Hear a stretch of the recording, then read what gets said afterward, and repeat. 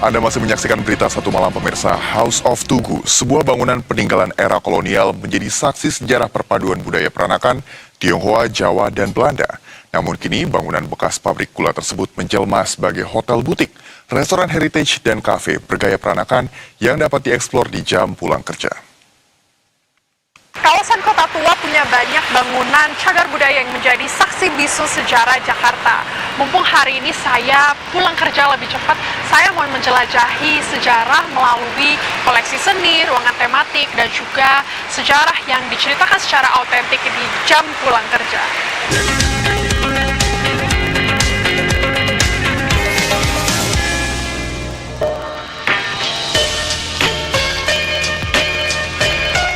Di jantung Kota Tua Jakarta, ada bangunan unik yang langsung mencuri perhatian saya nih. Ini dia, House of Tugu namanya. Mengusung konsep budaya peranakan, perpaduan budaya Jawa dan Tionghoa, House of Tugu juga menjadi rumah bagi ratusan artefak antik dari masa kolonial hingga era 90-an. Ini dia pemirsa, House of Tugu yang konon katanya dulu dijuluki The Forbidden House of Batavia karena pemiliknya tidak memperbolehkan sembarang orang masuk begitu ke dalam rumahnya. Nah, seperti apa sih di dalam? Karena di depan udah kelihatannya nyentrik dan unik banget. Yuk ikuti saya. Nah, pemirsa, masuk ke dalam bangunannya rasanya seperti di abad yang berbeda karena memang interior desainnya ini rasanya seperti bernuansa klasik, unik, dan juga nyentrik. Di tengah gemparan banyak hotel yang interior desainnya modern, di House of Tugu ini justru sangat maksimalis. Nah, memang House of Tugu sendiri ini merupakan bangunan multifungsi begitu ya. Ini merupakan hotel, restoran, dan juga kafe. Nah pemirsa, dari abad ke abad sebenarnya House of Tugu ini sudah beberapa kali berganti kepemilikan dan ini bahkan sempat menjadi gudang gula milik salah satu konglomerat namanya Oei Tiong Ham, di mana ini merupakan salah satu orang terkaya di Shanghai dan juga Australia. Dan karena memang Oei Tiong Ham ini nikah dengan bangsawan Jawa itu bernama Raden Ajeng Kasinem, dan fun fact pemirsa, ternyata Raden Ajeng Kasinem ini merupakan keponakan dari Raden Saleh, pelukis terkenal. Dan pemirsa, di sini ada namanya Ruang Soekarno. Kenapa ini dinamakan Ruang Soekarno? Karena Soekarno adalah salah satu tokoh yang sangat mengapresiasi seni. Dan bahkan dia menyimpan buku-buku di mana ini berisikan koleksi-koleksi benda seni apa saja yang dimiliki Bung Karno sendiri. House of Tugu punya 25 kamar dengan tema berbeda. Mulai dari kamar yang bertema Nyonya Besar hingga kamar bertema selir. Pengunjung yang menginap bisa mendapatkan tur secara gratis loh. Wah, seru juga ya. House of Tugu Jakarta Old Town ini adalah terlahir dari sebuah tujuan ingin menceritakan tentang sejarah Kota Tua, ingin bicara tentang budaya peranakan.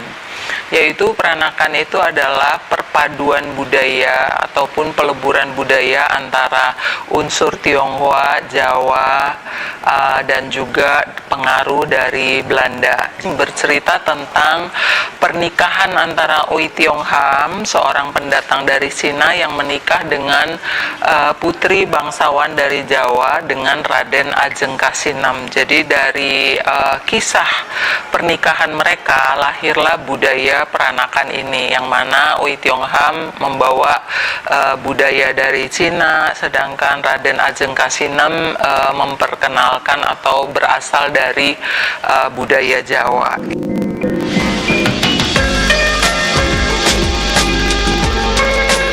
Oh ya, museum dari House of Tugu cuma bisa diakses melalui tempat makannya ataupun dengan menginap di hotelnya. Nah, kalau udah kesini, menikmati kulinernya adalah salah satu agenda yang jangan sampai kelewatan ya. Karena saya datang di masa liburan Natal, House of Tugu punya menu spesial yang hanya ada sampai tanggal 25 Desember. Sesuai tema nih, Harmonious Season of Giving. Kita bisa menikmati set menu mulai dari appetizer, main course, sampai dessert. Oke, tadi habis muter-muter, memang ternyata di sini ada 2 tempat makan ya. Yang di sana ada namanya Baba Coffee, itu merupakan kafe, dan di tempat saya berada saat ini namanya Jajagu. Ini restorannya konsepnya lebih ke fine dining begitu ya pemirsa, jadi makanannya tentunya lebih berat juga, dengan konsep peranakan juga seperti tadi museumnya yang tadi kita sudah lihat. Nah, langsung saja pemirsa, kita akan coba dulu nih appetizer yang sudah dihidangkan. Jadi untuk appetizernya sendiri, ini tuh sup seafood tapi creamy. Aku jarang banget pernah cobain seafood yang sup seafood yang creamy gitu. Biasanya kan kuah bening. Nah, di sini ada creamy dengan kerang. Terus ini ada salmon tadi yang aku cobain sama udang. Setelah tadi appetizer seafood, kita cobain sekarang Wellingtonnya. Sejujurnya aku belum pernah coba Wellington dimanapun ya, jadi ini aku cukup tertarik untuk cobain, apalagi katanya sausnya pakai red wine sauce. Langsung aja pemirsa, kita cobain yang ini. Ternyata dagingnya enak banget, gampang juga dikunyah surprisingly. Dan selain daging, di sini juga ada berbagai kondimen lain.